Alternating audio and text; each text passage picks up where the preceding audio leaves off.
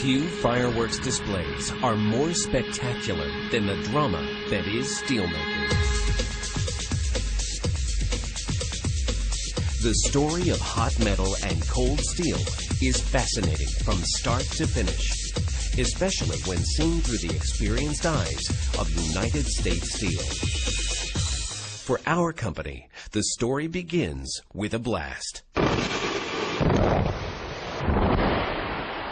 As rock explodes and the raw materials of steel are tossed from the earth.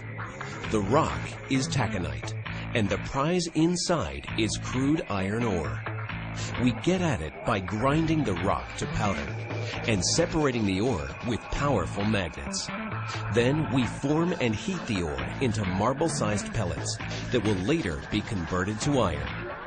From bituminous coal, we create coke to fuel the iron-making furnaces. We crush the coal, seal it in airtight ovens, bake for 12 to 16 hours, and remove it from the oven as solid carbon fuel. The fuel and pellets come together in the blast furnace, where we add just enough limestone to remove impurities. From below, a continuous blast of superheated air combusts the coke, intensifying the heat and changing raw materials into molten iron. Sometimes more than 9,000 tons of it a day in our largest blast furnace, where it reaches a temperature of 2,700 degrees Fahrenheit. At regular intervals, we tap this blistering brew into giant submarine ladles that ride on rails to the basic oxygen shop, where iron will be turned into steel. In this fast-paced sequence, up to 250 tons of steel can be made to order in less than 45 minutes. We begin the steel-making process by dumping recycled steel scrap into the basic oxygen furnace and adding hot iron.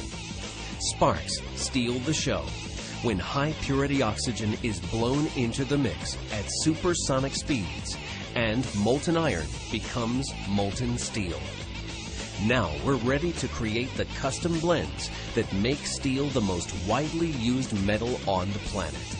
In fact, we produce over 1,500 different chemistries to meet customer demand for cutting-edge, value-added steel. Look for another show of sparks as we tap molten steel from the Bach vessel into a ladle. Then, for most of our steels, it's on to the vacuum degasser, where they are made highly formable. The focus then shifts to forming and finishing, which determine even more of the steel's characteristics. The first step in this sequence is to position the ladle above a massive tundish or funnel that feeds a continuous caster containing molds that shape the steel. The molten steel, now at 3,000 degrees Fahrenheit, is channeled from ladle to tundish to caster, where it cools to a red-hot solid. The shape of the mold determines the shape of the semi-finished products that come out of the caster. And since most U.S. steel plants make sheet products, most of our casters output slabs, typically 8 to 9 inches thick and 3 to 5 feet wide.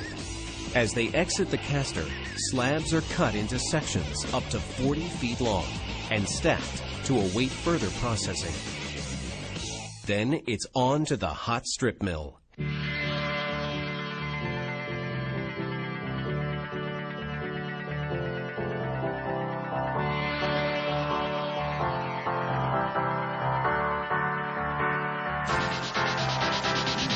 This is where we begin transforming steel slab into steel sheet.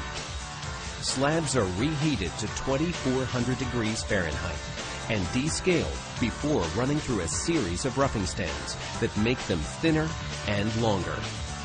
Then they cycle through finishing stands where they are rolled even thinner. Finally, they are cooled and rolled into coils that may be thousands of feet long but only fractions of an inch thick. A far cry from the chunky rectangle that came out of the caster.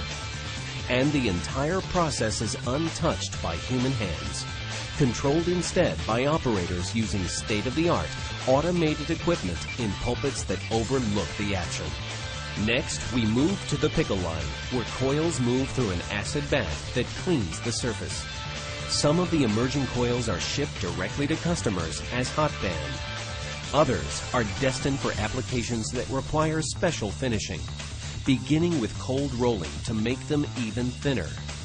At that point, coils may be shipped or go on to one or more additional finishing processes. Coating to make the steel resistant to corrosion. Tinning to further reduce the gauge and add the tin coat we commonly see on canned goods. Annealing to make steel that is easier to bend and form. And tempering that uses special rollers to add hardness and create surface textures and other special finishes. In fact, many of our products leave the finishing facilities as the industry's newest superstars. Lighter, stronger, highly engineered, formable steels that were unheard of just a few short years ago.